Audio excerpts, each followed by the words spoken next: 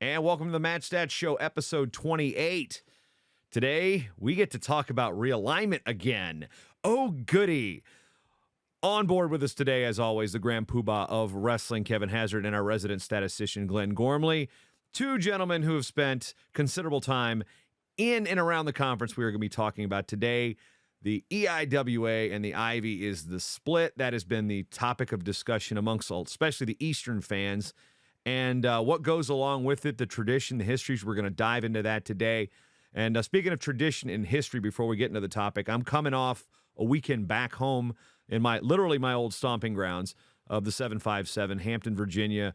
1 mile, basically like 2 minutes over from where I went to high school in Poquoson. I grew up in Newport News and Poquoson. Kevin, you taught in Newport News and coached down there, so you know about the history of who started the Virginia Duels. Granted, they weren't in existence when you were at Warwick High School, but that area, the John Graham, the McCormicks, they've all really come together and run this tournament for 44 years, 43 years, 44 years. We had the cancellation in 2021, but when we talk about a lot of innovations that have come out of wrestling, Virginia Duels is one of them. Oh yeah, the Virginia Duels was really, it's the forerunner of the national duels. At one time that was if you, with a good dual meet team in college, you were going there, and the high school level. A lot of really, really good high school teams have been through national ranked teams. Yeah, and Glenn, William and Mary right there, they were involved in the first several duels before, of course, the program was disbanded. But that used to be an area where the elite high school kids, they had a chance to wrestle on the mats in front of the college teams. And now that recruiting via the internet has changed things a little bit. Now we've got a 16-team small college division. I was talking to Jeff Bedard, the head coach at Reinhardt, one of the new programs down in Georgia, and he says, I couldn't afford to go out to Iowa when they shifted him from Louisville to Iowa, and he goes, I came up here and I got a recruiting trip out of it. So a lot of those small colleges are taking advantage of the opportunity to get their school name out in front of the high school kids, and a lot of the kids in those divisions are probably Division II, Division III, NAIA level that say, hey, let's look at those opportunities that they may not have even known existed, because the schools have only been around, a lot of them, for anywhere from 5 to 10 years, except the apprentice school, which has been around since the Grand Poobah had hair. And that is a number of decades. Yes. Yeah, I was actually on the William Mary team when the tournament started out. And then, of course, was the assistant coach at William Mary for a few years. And that was like one of the big highlights of our year if we got invited to the Virginia Duels. We really thought a lot of it. And hats off to the Grahams and the McCormicks and everybody there from PWA that started that. Yep, I get to go home. It's like Christmas for me. I know that, of course, local media, Hampton Roads wrestling guru Frank Lapoli has been, he whipped the votes, as we say. He had all three major stations there, 3, 10, and 13 were there. So wrestling on TV. And, of course, dude, Bruce Rader showed up. He's retired from Wavy. Bruce Rader was there watching his kids wrestled. So I'm sitting there talking to Bruce. I'm like, Bruce, when'd you come? 81? He goes, 74. Because he's got that voice where, hey, everybody, Bruce Rader here. What's up with the Redskins? Back when they were called that. So Bruce and I got to talk for a bit. And, always said local news media. So, Frank, for example, has always gotten the TV stations out there. So it's the first time I'd been down since 20, because 2021 we were canceled. 2022 I got COVID. 2023 I had a home hockey series up there. But good to be back in the old stomping grounds. Don't think I heard my real name at all over the course of the 3 days, 4 days I was down there. We'll just move on from that. But Glenn, talk to us today about why? What is the impetus for today's show? When one door closes, another opens. I've heard that a lot through my life, and the mistakes that we make as kids and relationships that end and relationships that bloom. But now we've got it in a wrestling sense. Yes, now we have a wrestling sense, Jason. Thank you for the introduction there. As some of your viewers might know and stuff like that, Kevin and I both went to William Mary, and Jason grew up right down the road from us. Okay, so as soon as the Ivy Leagues, the word came out that they were splitting in 2025 to leave the EIWA, I got texts from a bunch of William Mary alumni, guys that I coached, who some of them thought the sky was falling in, blah, blah, blah. But they wanted to learn about this more. So I thought this was a great opportunity to do this show on this. Okay. And what Jason said there, when one door closes, another one opens, a famous quote by Alexander Graham Bell, who really didn't do much for the Virginia duels or anything like that, but he had a lot to do with that, with world history. Okay. So as you What he guys has all done know, though, what he has done though is he invented the light bulb or phone. So we've had John Graham once said that he never had cauliflower ear until he started making the calls to get people come to the Virginia duels. And speaking of phones, it's like a number. yep, yeah, it's feel like a number. So that's our little theme song for this show. I feel like a number, the old Bob Seger song. Okay. And then, of course, we also think about probably the most famous song ever with numbers in it is 8675309. Everyone our age knows that phone number. I'm just glad it's not my number. It's Danny's okay. Glass in Yorktown and Hampton, Virginia. So tying it back into the 757. Yes, yes. So the opinions expressed on this show do not necessarily reflect opinions of the NWCA, nor necessarily do Kevin, Glenn, and Jason all agree on every opinion either on this show. And I'm usually the one that does the PowerPoint, so sometimes my opinion comes louder than the other ones, but that doesn't mean I have the only opinion on this show. Okay. MatStats is a numbers show. Okay, we do get to opinions eventually, but it starts out with facts. And I want to thank again Dr. Bobby Powell, as we call him Boogs. In a random text he sent me, I realized I didn't express this clearly enough. Okay, so like we just said, MatStats revolves around stats. Okay, now what we do every month to start the show. One question I get all the time is, well, how many teams are there now? Okay. So, as you can see on the slide on the thing, as of 1/4/24, and I checked today, it's still the same number.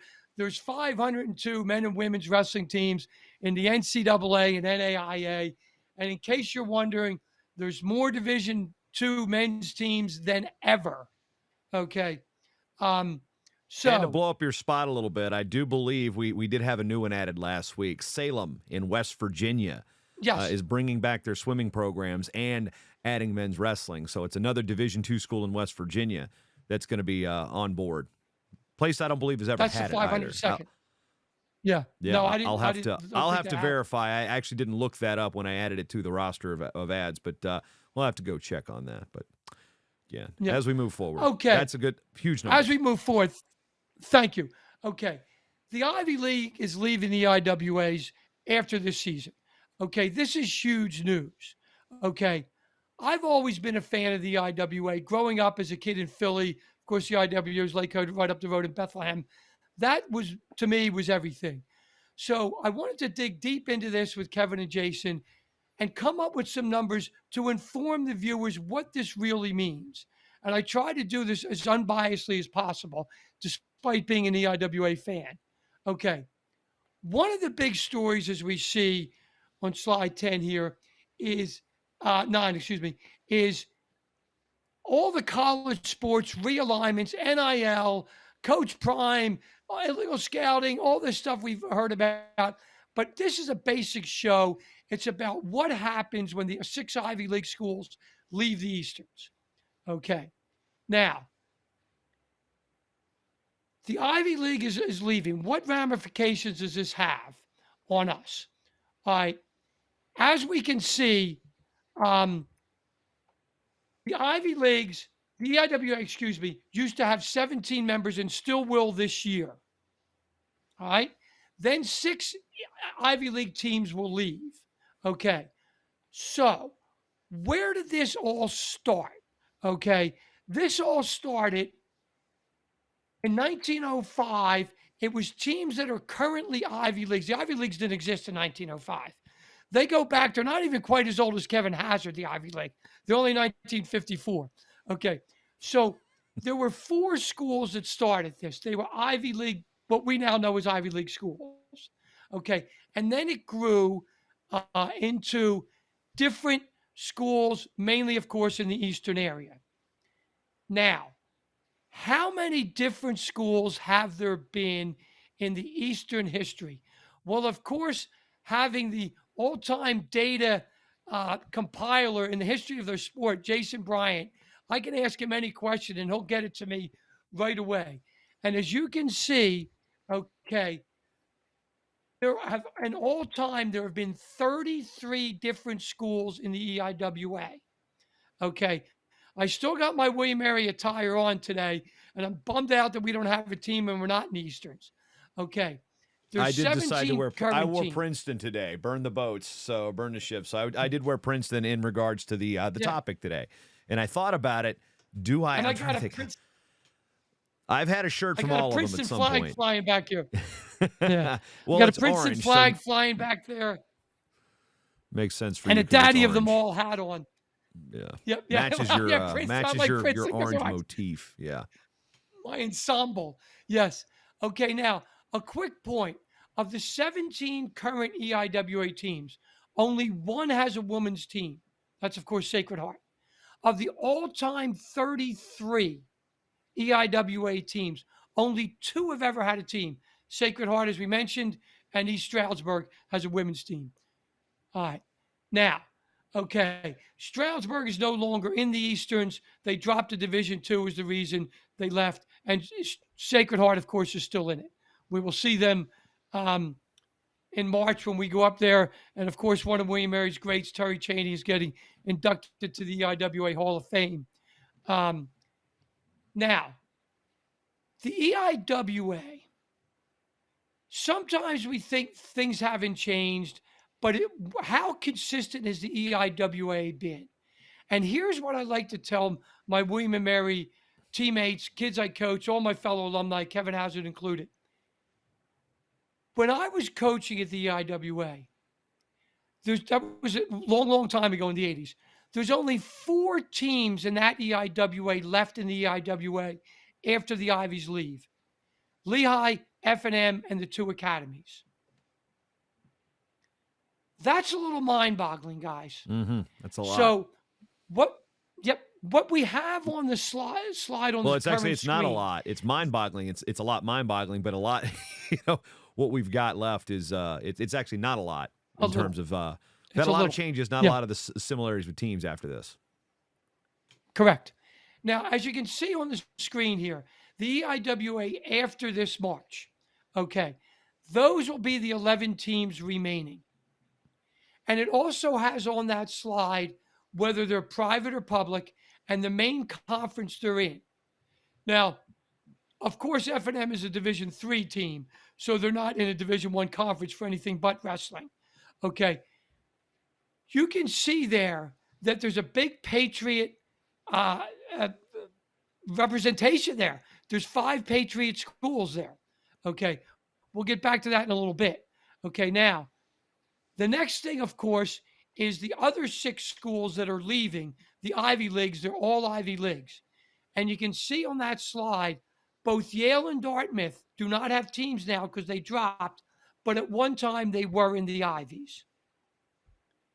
Now, the slide you can see now on the show is the 11 of our 14 dearly departed EIWA friends. Okay. And it's really everything from a big athletic school like we are, Penn State, to a small Division III Wilkes, to a small school, Springfield. It really has something of everything. And it does interestingly have Boston University and Colgate, who are Patriot schools. Okay. Now. Oh, and then to that point, when the CAA disintegrated and Boston University was joining the Patriot League, it was like, is the Patriot going to sponsor wrestling? Because they're the 6th, they would be the 6th school. And sure enough, they dropped the program after 1 year in the EIWA. And it was like, really? You now have this conference could have officially sanctioned it like the Ivy did without actually having a championship, which of course would have had me beating the realignment drum much quicker. But think about, again, the stability and how these athletic directors will use, like, well, we don't sponsor it as a sport. Well, the Ivies for years sponsored wrestling, didn't have a official automatic qualifying championship. Patriot could have done the same thing, but no, BU had to take that New Balance money and start some other sports. And, still not happy about that one either. Well, I know another school that's in the CAA that should have never dropped. Yeah, we won't go there either. that school in Williamsburg. Okay, Yep. so the next question that a lot of my fellow William Mary people and other people from around the country are asking me, what's going to happen? The conference is going to be horrible. There won't be enough EIWA bids. Okay. Jason Bryant has put together this slide here, and it shows if we eliminate 2021, because the Ivies and F&M did not wrestle that year due to circumstances. So if we eliminate that year going back to 2009, which was the start of the new allocation era, okay, there's been 424 bids that were from the EIWA schools that were non-Ivy. Okay. Then as we see on the slide about this with Ivies, there were 327 of the same thing, of course, not counting 2021 because the Ivies had 0. So what does this mean as a percentage wise? Okay. And as we can see, 57% are EIWA non-Ivies, or what we'll call like the new EIWA, and then 43% Ivies. Okay. Now, where does that align? Everyone, or some people are going to say, well, it's going to be horrible. Well, as you can see what Jason has on the screen here, it has the old rank where the IWA was third behind only the Big 10 and the Big 12, and where they will be ranked based on the arithmetic mean on the number of bids the new EIWA had and the Ivy had. Okay. The new EIWA will be fourth behind the ACC there, then the MAC, then the Ivies. The Ivies, based on that number, will still have more than the Pac-12. Okay. With the same number of teams. For at least this year only, because we all know what's happening. Stanford's shifting coasts, basically. Yep. Yeah. Yeah, exactly. It's the All Coast Conference now, not the Atlantic Coast, right? Now, I think it's also not the craziest, because there is a Division III conference called the Coast to Coast Conference. It doesn't have wrestling, but Christopher Newport University in Newport News, Virginia, is in the same conference with UC Santa Cruz. Yes, the Banana Slugs, if you've seen Pulp Fiction, or if you're a mascot nerd like I am. So, yes.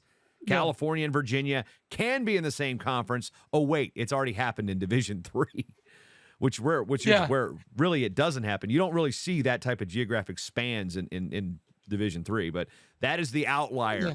And I felt like I needed to get UC Santa Cruz Banana Slugs in the show somehow. Yes, with the captains. Okay, and that's also I have to ask, do you have a Banana Slug shirt? You have to have They don't have wrestling, so no. Oh, okay. Good for you. That's kind of one of my prerequisites. The exception is I do have a William and Mary wrestling shirt. Good. Thank you, Jason. And that's the same thing with the Division I AA non-scholarship conference, the Pioneer, where Jacksonville and University of San Diego are in the same conference, and Wagner. It's crazy. Okay, so to give us a little bit of big picture on the EIWA and the Ivy, okay, like we said, there's 17 schools in there right now.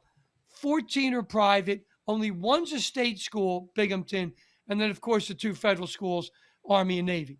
Okay. A little history on the Ivy League. It was formed in 1954. It's always had the same 8 schools. I love that about the Ivy League. They stick with what they are. They're all geographically in the same place. It has 7 of the 9 oldest schools in the country. Okay. The only 2 that are also older, William and Mary, the second oldest, and Rutgers. Okay. The Ivy Leagues are a private, small, high academic, high endowment school. The total endowment for the 8 Ivy League schools is $188 billion. Okay. Yes. Thank you, Jason. If you're listening, I'm doing the whole Dr. Evil thing with the finger and $100 billion million. Yeah. Yes. Now, how big is that? It's the 58th largest GDP of any country in the world. Okay. That's 8 colleges. Oh boy. Yep. Anyway. In 1969, okay, where I was alive and Kevin was alive. I don't think you were born yet, Jason. I was -10. Okay, that's what I thought. Okay, so in 1969, our federal budget was 183 billion. And since Jason did a hand thing, I'll give you the Nixon thing since he was Yeah. president doing the peace signs. Yes. Yeah. These Okay. numbers brought to you That's by the Richard Nixon School of Accounting. Yes, Those Thank of you you. over the age of 50 might get that joke. Okay. My So, generation is lost on. Yeah. So that's how big their endowment situation is. The Ivy League has been about regular season champions. You can go on the Ivy League athletic website and go all the way back to the first year they had wrestling as an Ivy League, 1956, and it has the dual meet standings. I remember recently when Princeton defeated Cornell and snapped their 17-year hold on the Ivy League title and how big that was. That's really not that big in any other conference to say who's the dual meet champion. Okay. Now, the Ivy Leagues did not have a basketball tournament until 2017. They were the last Division I conference not to do it. And it's still only 4 men's teams, 4 women's teams, and they're at the same city, same time, same weekend. They obviously can't play them at the same time because of a basketball court size. And they just started their baseball tournament in 23. Mm-hmm. We learned long ago in episode 10 with our realignment episode, okay, that only one conference in the last 10 years, Division I, that has any wrestling team in it, has not had a realignment. And we know from what we just said, that's the Ivy League. In episode 10, okay, as you can see here on the slide, Jason put together a really nice show. That was back in June of 2022. And it was the potential changes. And Jason did mention the 6 Ivy Leagues splitting up and perhaps the Patriot, et cetera, and what we do. Okay. I want to explain this to people about, because I'm a big fan of dual meets, as I know my 2 co-hosts are and our sponsor of our show, Mike Moyer, is. I used to coach at William & Mary. In a 3-year period, we had 2 total home EIWA dual meets. Okay? This is why something that can happen with the Ivy Leagues doing what they do already and the Easterns. Okay? The new EIWA, just to put this in perspective, the furthest west school is Bucknell. The furthest north school is Binghamton. The furthest south is the Naval Academy, and the furthest east is Sacred Heart in Connecticut.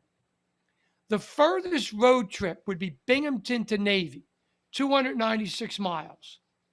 The EIWA could really have a meaningful dual meet season because we haven't done that before. Especially compared to the ACC, which has got a 3,000-mile road trip radius. Yeah, Stanford's going to get frequent flyer miles. Okay, now, going back to the Ivy League. Okay, as we said, the Ivy League is more of a dual meet or whatever that you might call it, it's specific sports, swimming meet, hockey game, whatever. Okay, of the 14, the Ivy League's men's sponsor 16 sports. 14 of them are Ivy only, then wrestling and hockey are in a different conference also. The schools per sport of the 14 men's sports that are Ivy only is 7.4. In other words, they almost all have all the sports. Wrestling and hockey is only 6.0. Other sports that the Ivies have that are non-Ivy sponsored is only 2.33.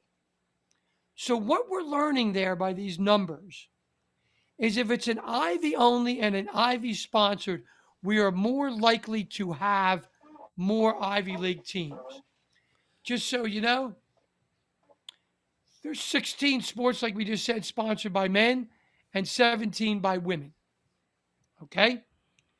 One thing Now, to jump in here on, as Glenn, we talking about the hockey side of things, because as people know now that's I work in the world of college hockey, at least at a weird school in terms of how that conference makeup is, because in that conference, which is unlike the Ivy, there is a Power 5 with Arizona State. There's 2 mid-major P5s or mid-major FBSs with Miami and Western Michigan. You got Division II schools, St. Cloud and Minnesota Duluth. You have a Division III school in Colorado College. So that's not everybody. In Omaha, non-football D1. Denver, non-football D1. So the Ivy is the exact opposite of the college hockey world. Now, this move actually got college hockey's media talking because, much like us, realignment has been a topic in college hockey because there's only a handful of conferences. There's 64 D1 schools playing it, or 64 schools that play Division I hockey.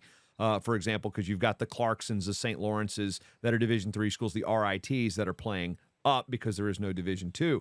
This got the hockey community talking. And again, like our wrestling fans, they're very similar where they're looking at it from a hockey lens. We're looking at things from a wrestling lens. Well, the point is, well, they would never leave the ECAC, which is where there's 12 teams in that conference. So if an Ivy split would create 2 6-team qualifiers, it would be an instant automatic qualifier like we have in wrestling. But the hockey position was, and Mike McMahon, who writes for collegehockeynews.com, brought this up. He goes, hey, hockey fans, don't think this couldn't happen. Wrestling is breaking up 119 years of tradition. So you think hockey is not withstanding? And then in some other talks, Penn and Columbia don't have hockey, whereas we know that Dartmouth and Yale don't have wrestling. And another interesting point that I heard from a source on this is that the presidents typically that don't have wrestling don't vote on wrestling topics. This one was 8-0.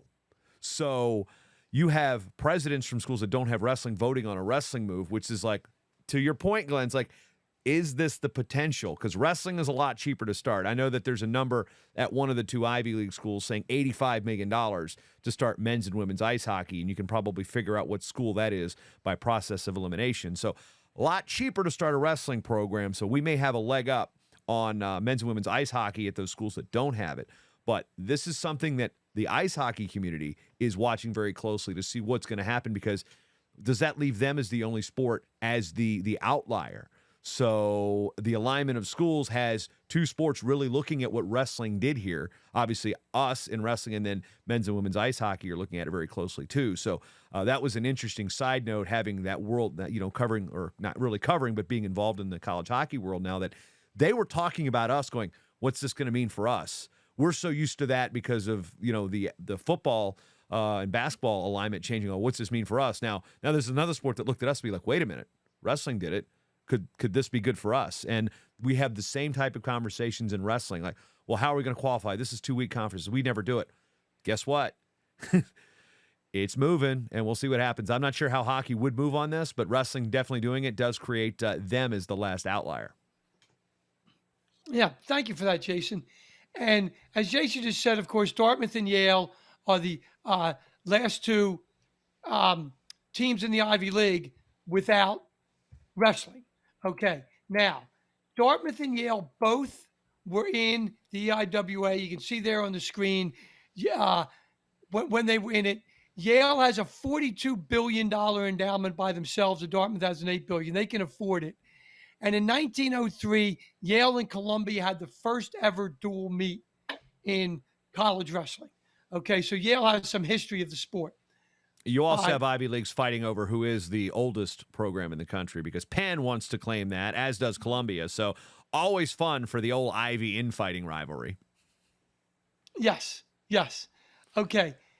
The Ivy Leagues, as we talked about, has 16 men's sponsored teams. Sports, excuse me. Now, Yale doesn't have wrestling, nor does Dartmouth. Yale doesn't have rowing either, and Dartmouth doesn't have fencing. This is a very interesting thing. We're just talking men's here. Okay.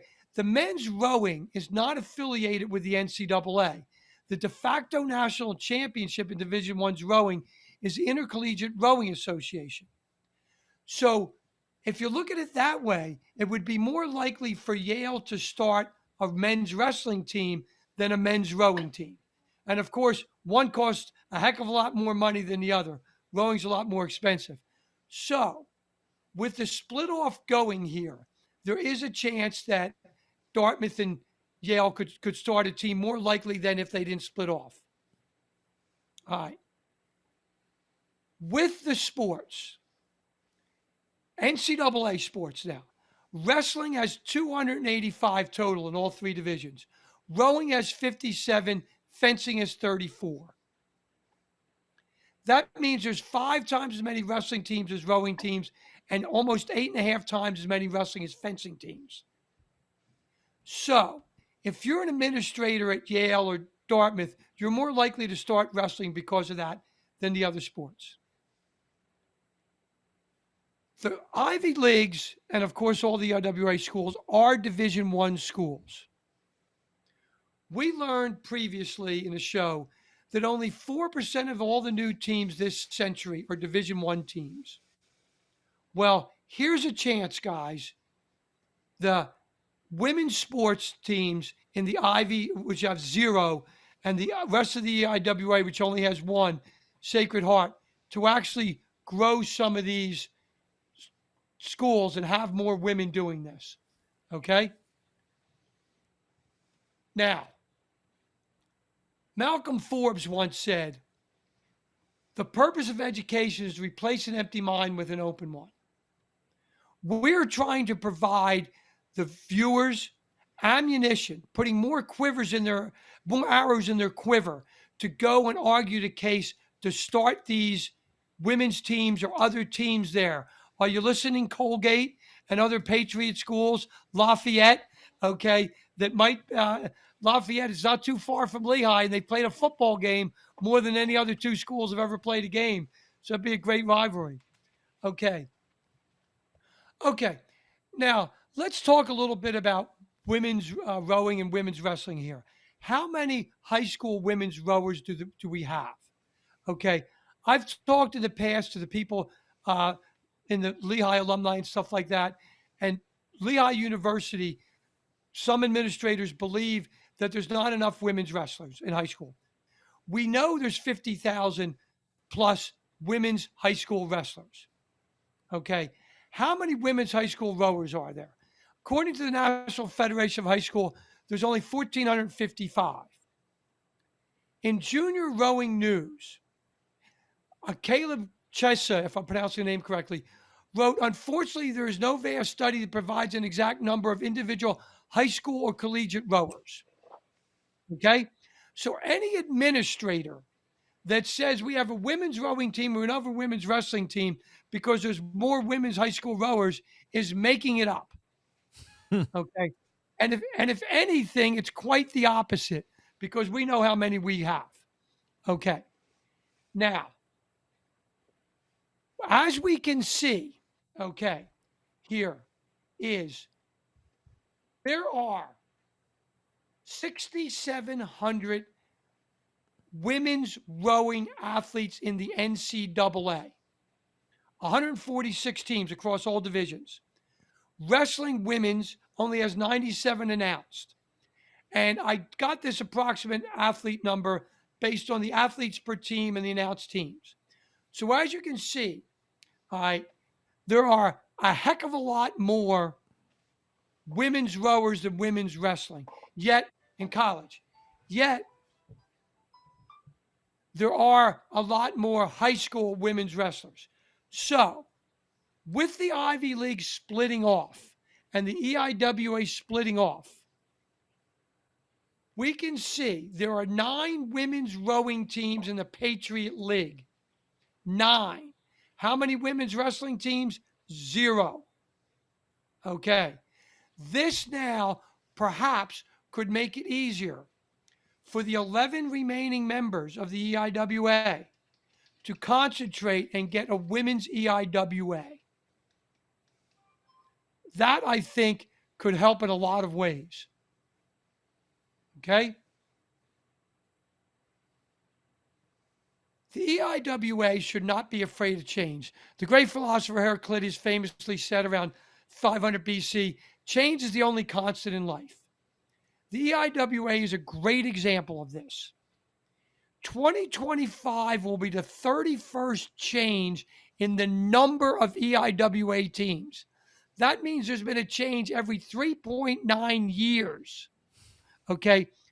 The longest streak with the same number of teams was 13 years, from 1958 to 1970. Kevin, when did you start college at William & Mary? 1969. I was going to say it was Okay. around Heraclitus. Yeah. Yeah. Well, Yeah. I didn't say So- whether it was AD or BC. So Yeah. Yes. So Kevin came there in 69, which means he wrestled the 69-70 season. That's the last time that long streak happened. The longest streak of a change without a change in membership is 9 years. And that was 1925 to 1933. That predates Hazard. That's Okay. almost that's like, we look at the 1925. Next year is 2025. We're talking about, we're bordering on 100 years. 100 years. 100. Yeah. That's the Yeah, so 100 the 90 to 100 years on that. Yikes. So anybody who says the EIWA's, it's horrible, it's about to go away, it's going to ruin the sport, no, it's not. All right. Now, as we this is I added this slide here where it says only 4% of all the teams added in 2000 are from Division One. I put that slide in the wrong place. My apologies. Okay. Wrestling has been growing mainly from smaller private schools. Okay. That is what the Eastern and the Ivy Leagues are. Let's keep that rolling. Let's grow Division One. Okay. Let's concentrate on making the sport better and growing the sport and not worrying that the Ivies left. The Ivies are going from the Eastern, but that's not going to kill us. It can make us better. All right. NCAA Division II and III lead the growth of men and women's wrestling. We've learned that before. Okay.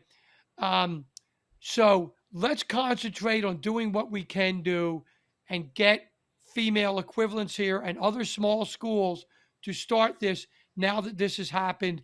I really believe schools are more likely to start a sport if they're in a conference that they know about and not in a conference that they don't know about.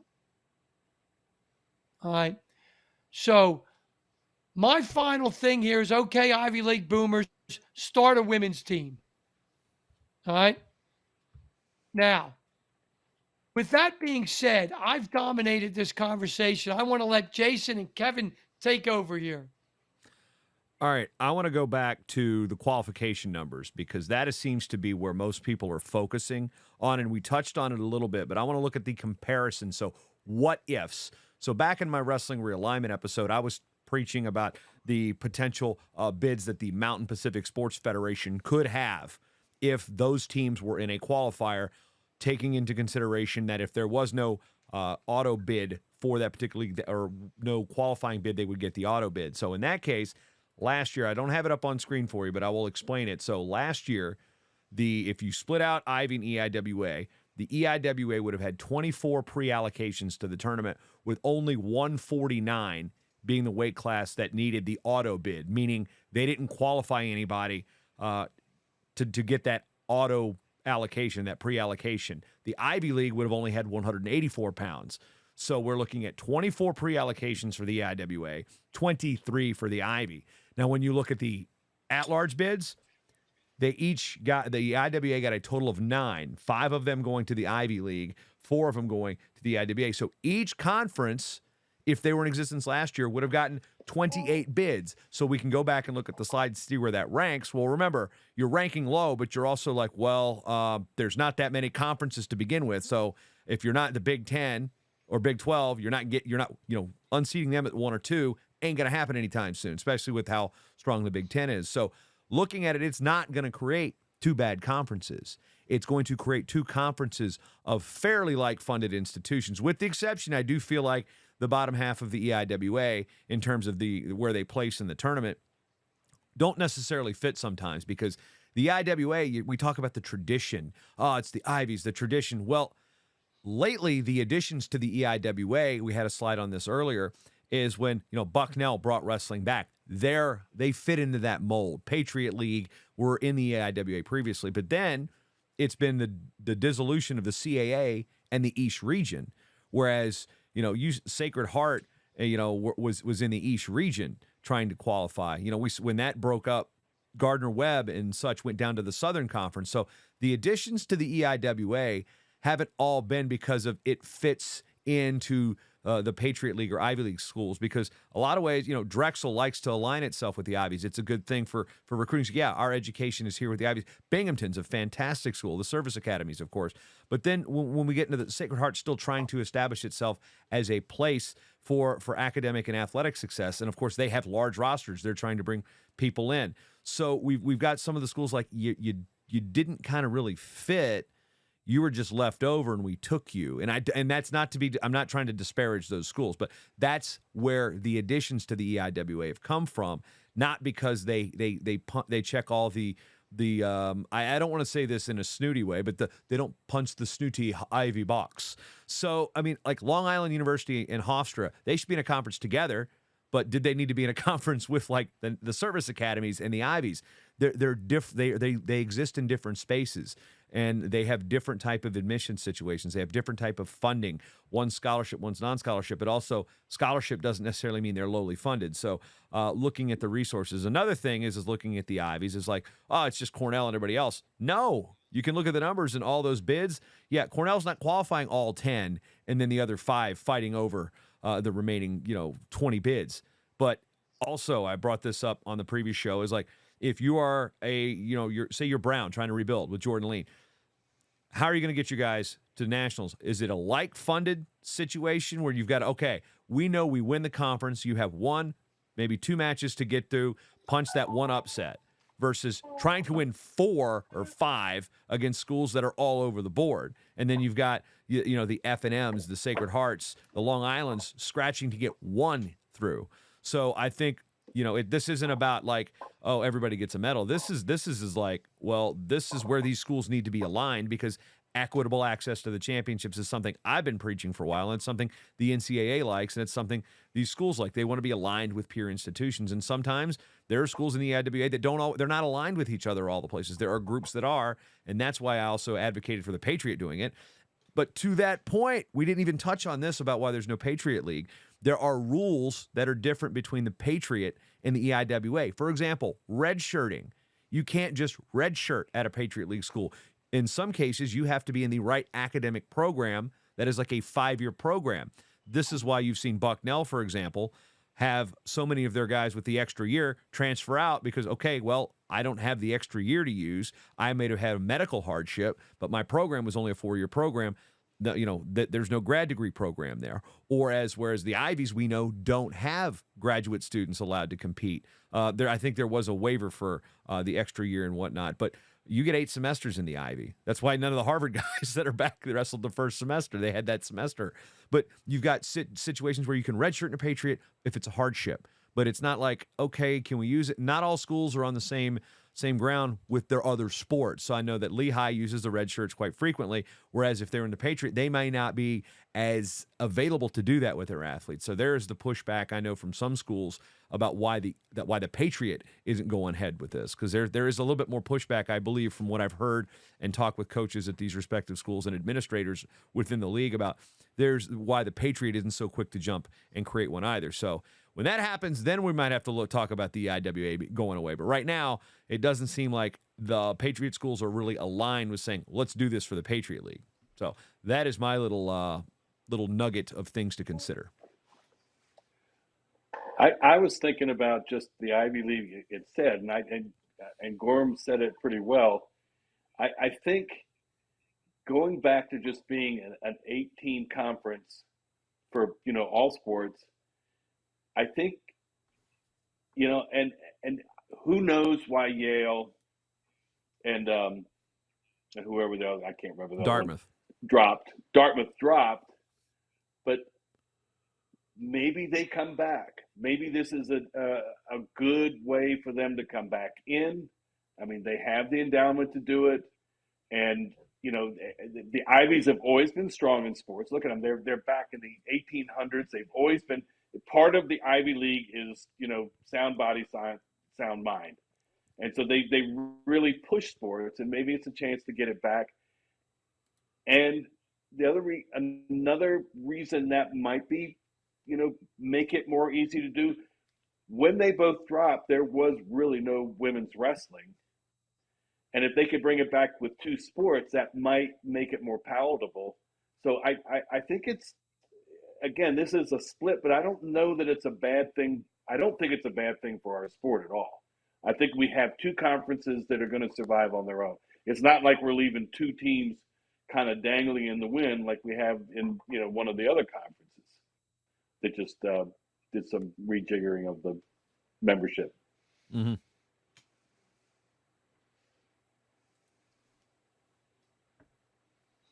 Yes, thank you, Kevin and Jason, for that. Okay, so going back to the show here, I think that it would really be helpful, and the Easterns are coming around, a lot of William Mary people, if we look at this and see this as an opportunity. One door has closed, but another door is open. And if we just concentrate on growing the sport, obviously we're on the women's side, and other schools in that area that might be helpful and have a wrestling team, it would be great. Okay, Kevin, why don't you, to wrap this show up, give us your Matt Kevin notes on this. Okay, good news with Salem and West Virginia joining. They're now 502 NCAA and NAIA men and women's wrestling teams.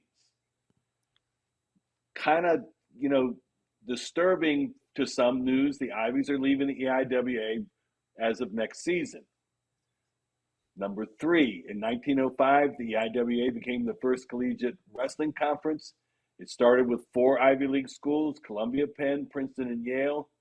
And 2 of them are still in the EIWA, which are, they've been in the same conference since 1905. Since 2009, the 9 Ivies had 57% of the NCAA bids. The Ivies had 43%. 5. The EIWA is primarily a private school league. They have 14 private schools, 1 state school, and 2 federal schools, Army and Navy. Ivy League is the only NCAA D1 conference that has not seen realignment in the past 10 years.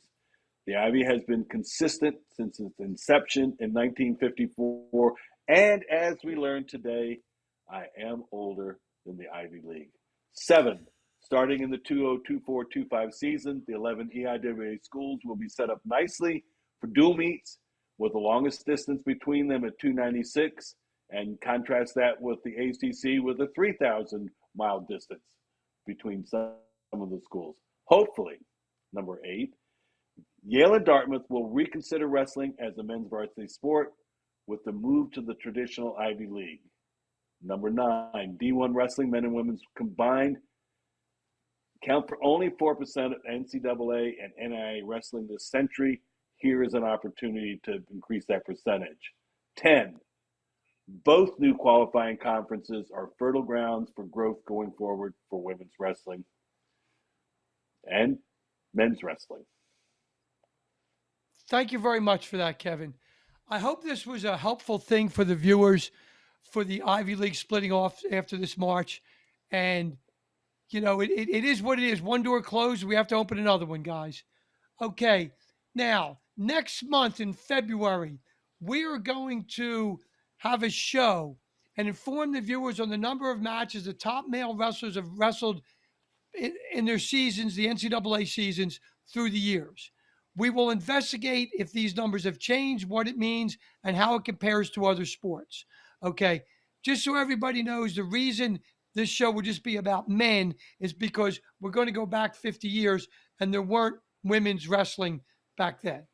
Okay, now, to close out the show, I wanted to say thank you on behalf of my co-hosts, Kevin Haver and Jason Bryant. See you next month. Same Matt time, same Matt channel.